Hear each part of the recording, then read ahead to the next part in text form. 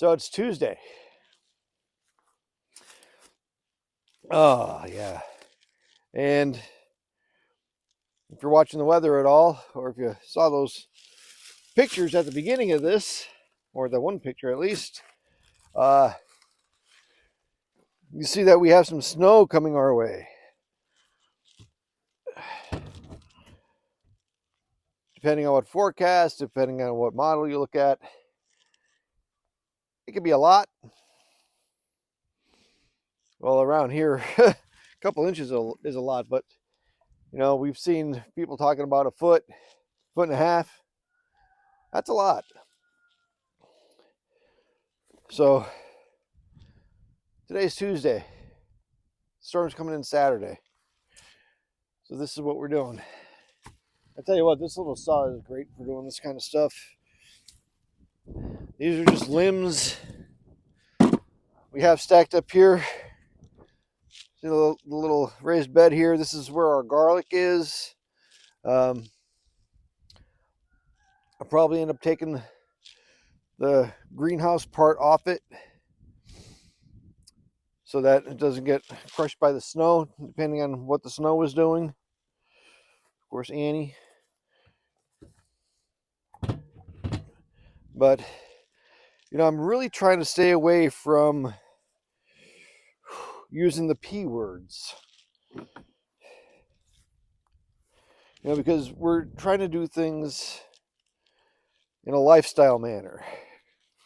We don't waste anything. Well, we waste as little as we possibly can. There's always some kind of waste, unfortunately. But all this wood, you know,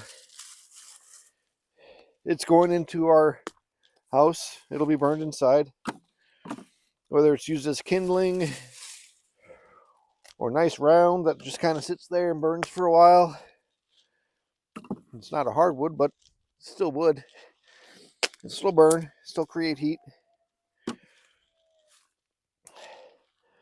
But, you know, back to the P words. You know, we hear the prepper lifestyle. We hear the permaculture lifestyle. We live on a homestead. We live basically in a cabin on a mountain in western North Carolina. It's not an easy lifestyle. It's not always comfortable. It's not for the faint of heart, I guess is a good way to put it. It's got its challenges and all that fun stuff. And yes, I found a different use for a wheelbarrow here. This is stuff that came out of the woods as we're making more silvopasture, trying to grow our pasture sizes for our sheeps. It's been sitting here, so I'm trying to get as much as I can, or at least a good portion. It's going to be a couple wheelbarrows full. Up and out, well, off of this spot and into the house so we could actually use it. So I'm just kind of rambling, ain't I?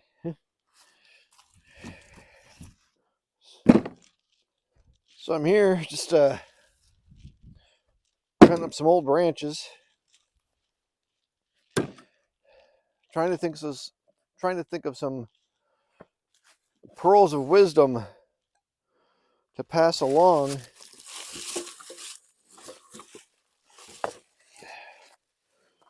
You know, to anybody that might be watching this, and yeah, don't want to. Yeah. Hold on. That could wait. Thinking about some pearls of wisdom, you know, to pass along to anybody who might be watching passively, or just, you know, having some dinner and watching.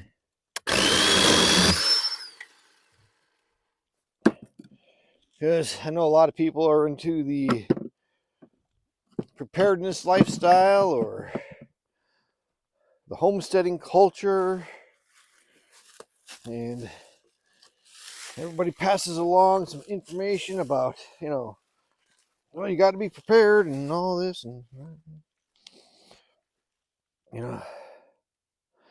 there was a time not too long ago that was just called Tuesday.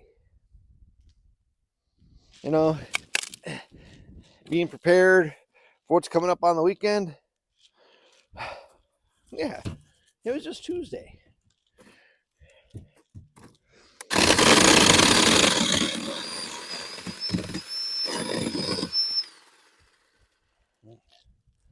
So maybe that's the pearl I was looking for. If you live a lifestyle that is just is not the right word. If you live a lifestyle that is really connected to the weather, to the elements,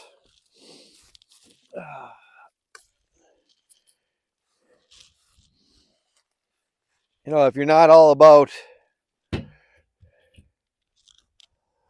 putting up ammunition and food for when the world falls apart,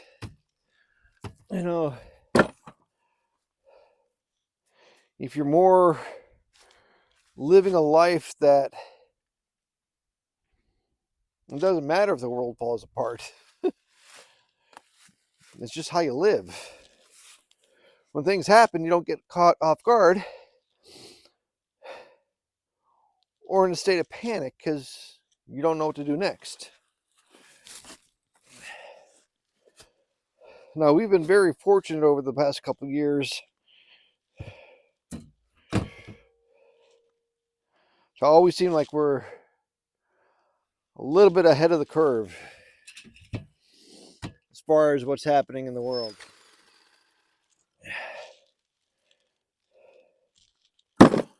And to that, I'm thankful that the Lord always has us, always protects us, always guides us.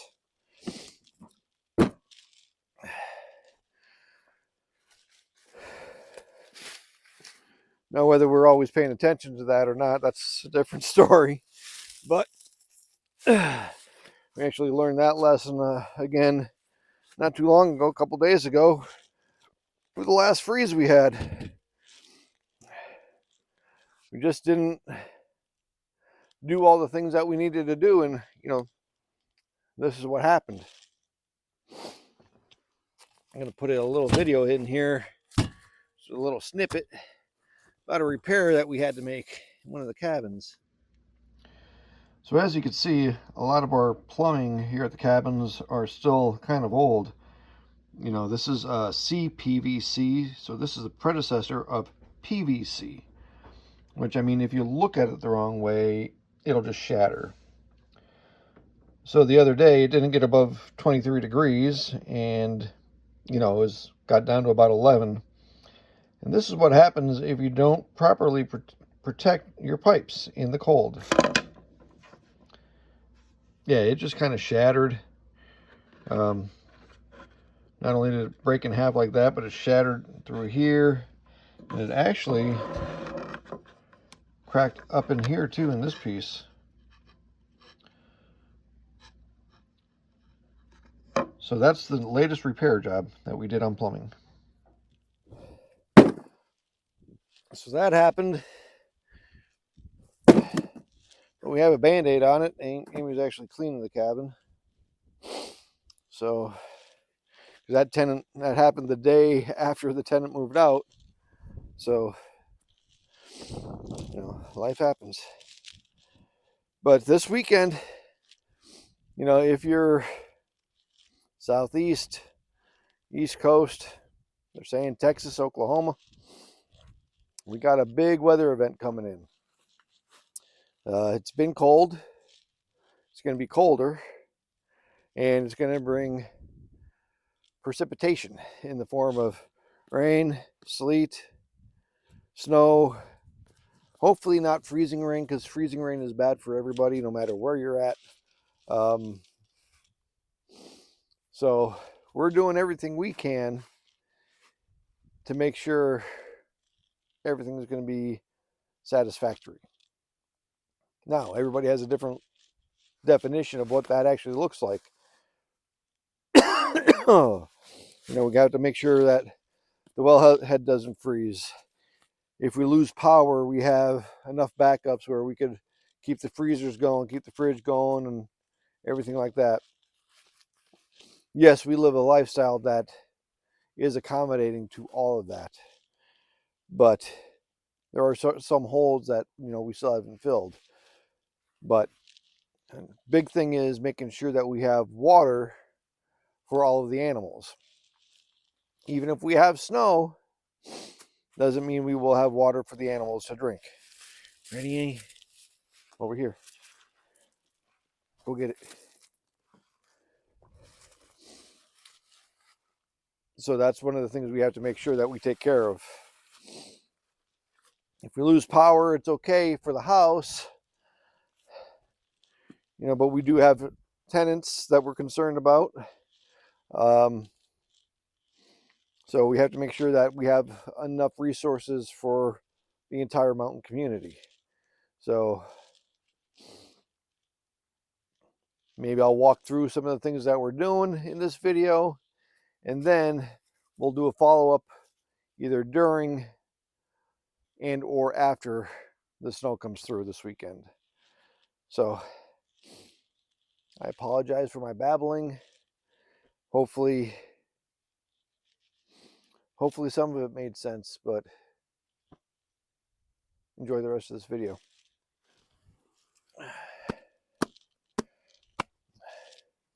So that little pile of limbs and stuff and debris made for 2 wheelbarrows full, not wheelbarrows, but 2 of our little gorilla carts full of rounds that we'll use and burn. Well, I'm going to take this inside. Probably need to poke the fire a little bit and then continue on with this Tuesday.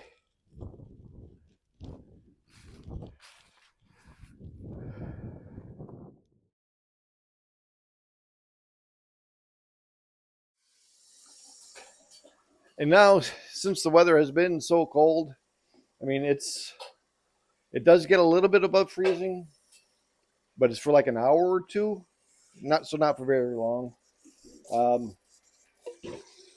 So we're still in a situation of making sure that the animals have clean, unfrozen water.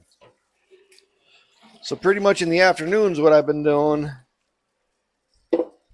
is filling up a couple of 5-gallon buckets before I go out to take care of the sheep. Usually 1 bucket per is good, unless I have a lot of ice I have to take out, that I take out in the morning. Then I'll have to add 2 buckets worth. But usually 1 bucket is fine. So, and it takes a minute to go ahead and fill up all these buckets and do all that. So, you got to factor in your times.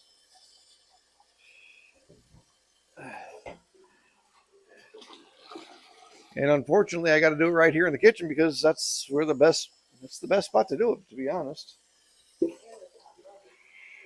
I'm able to use hot water as I'm doing it.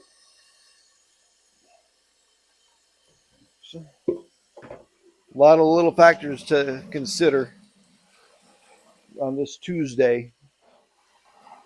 But I'm going to go ahead and finish filling these buckets, and then we'll take 2 of them down to the, we'll take 1 of them down to the ewes and show you the setup down there. And then we'll continue on through the rest of the sheep chores. Now, afternoon chores are way different. Well, not way different. They are different than morning chores. Morning chores, it's pellets and hay, break up the water. Afternoon chores is just hay. They have free choice minerals. Oh, and these are the ewes, if you remember our other videos. So these are our 6 older ewes. This is our first set of breeders. So everybody here is, as far as we know, pregnant and going to start lambing in March. So this is where the beginning of our milk refresh comes from.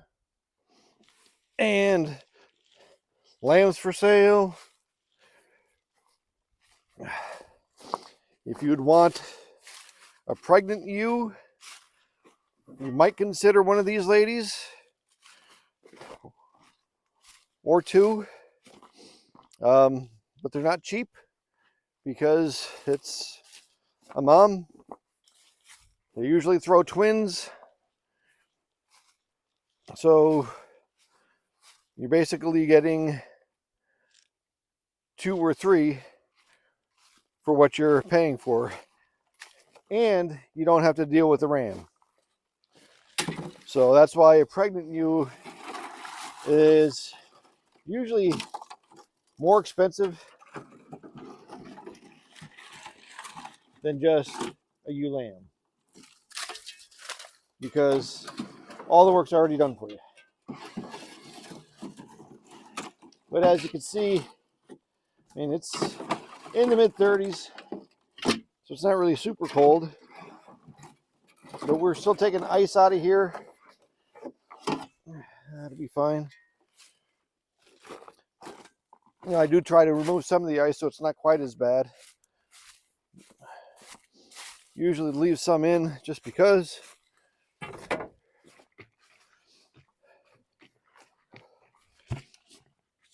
Now, if you saw our Bible study the other week, you know, I talked about some of my goals for 2026, and one of them is reduced pain or lower pain. One of the areas of pain that I deal with is my shoulder blades.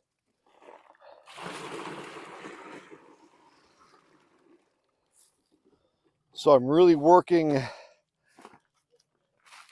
you know, that area, because if we're doing a lot of buckets, because we're really trying to lean more towards water catchment than well usage, that means a lot of buckets, picking up, putting down, you know, it's a lot of this motion. So it's everything I could do to make sure this upper part of me is functioning properly. You know, another thing is balance. You know, stepping over these fences, whether it's mud and ice, it could get tricky. Year 2025, year of the fall. But that's it for the ewes right now. We'll hop in the side-by-side, go take care of the rams, which is Claude and Jericho, and then we'll show you how the other breeders are doing. All right, let me turn this fence back on. Now here we are with Claude and Jericho. Again, they're afternoons, they only get hay. You're a little bloody, huh? A little break on your skin? Were you rubbing or were you just butting? I might actually try to check that one out. But the fence is on, so I'm not going to step over it just yet.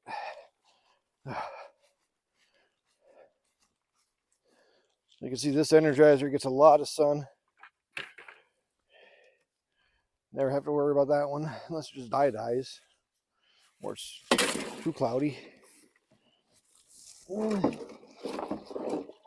Only a little bit of ice in here, so we get rid of that.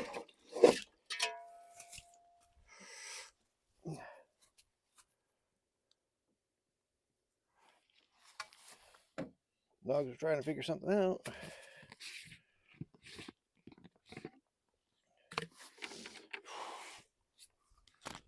And a bucket for the big boys.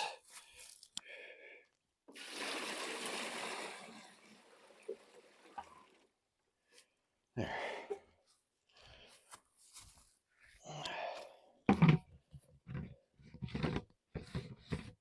me see. Let me see if he lets me get to his head. Good buddy. Now we, huh? All right, yep, just split the skin open. That's all.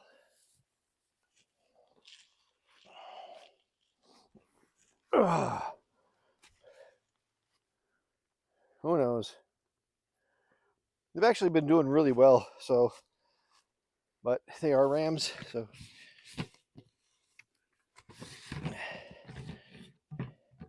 With it being so cold, don't really worry about bugs and stuff or infection. So he's good. All right, now we go take a look at the babies. Well, they're not really babies anymore, but I hear you. I hear you.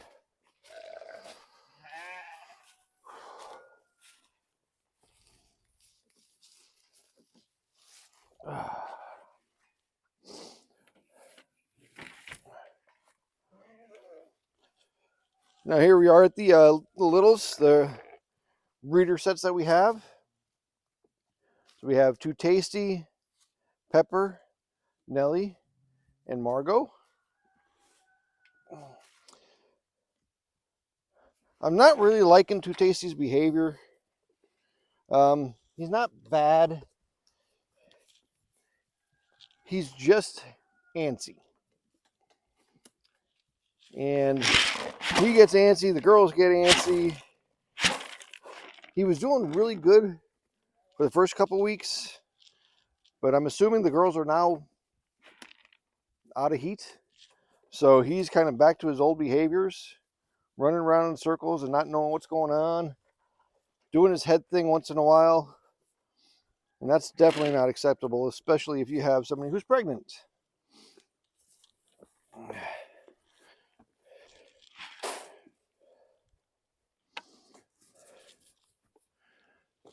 So Tasty's time with us might be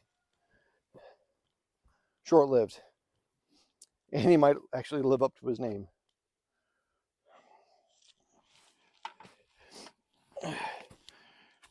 Because I wouldn't sell that behavior because it's not a behavior that I want to pass on.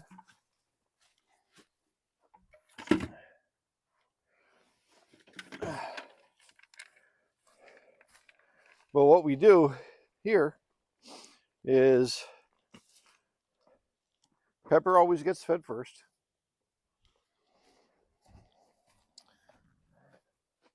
Then up here we have Phil with Ivy, Jill, and Edith. This is definitely the calmer of the paddocks.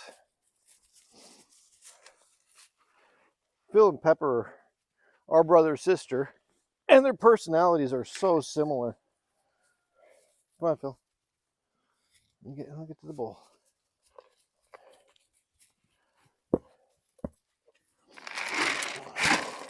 But yes, the babies, the littles are still on pellets in the afternoon and in the mornings. And just to help them, keep on growing and being stronger, because this is, their first time in this situation. They're not even a year old yet, so they still get pellets morning and afternoon. They get hay. Hay is based on basically body weight and how much they're actually eating. These areas here, we are trying to grow more pasture. So I will also throw more hay here, trying to build up that good base. But we do hay in the mornings and in the afternoons. Technically, we could probably just hay in the morning and be done. But my preference is doing twice a day.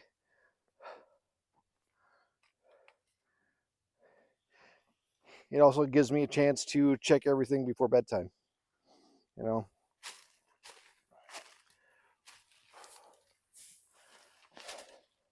Now let me grab my shovel.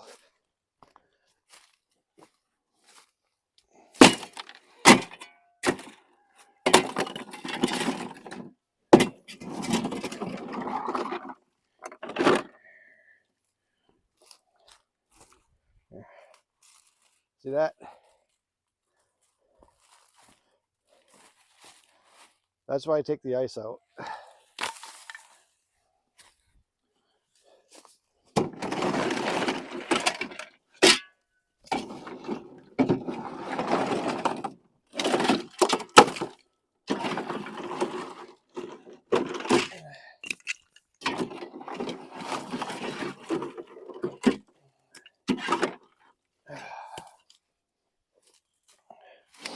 Now a bucket of water.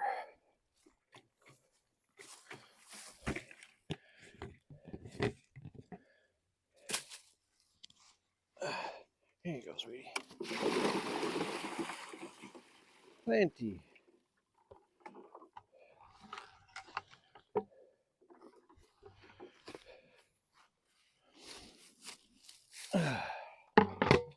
Now I'm going to go ahead and do the other paddock, the fill paddock.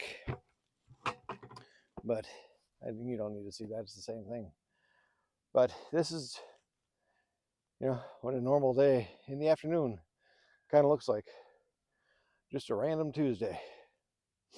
So we'll see you soon, and let's see what happens for the rest of the week. We are going to get more hay tomorrow. To get that in before the storm, got to help clean out a barn of hay. So we're going to throw a lot of loose hay in the back of the truck, throw some bales on top of it. Plus we're going to stock up a little bit, with some of the things we need. Because it'll probably be at least a solid week before, we get back that way. But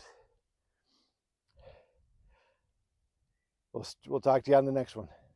Y'all take care.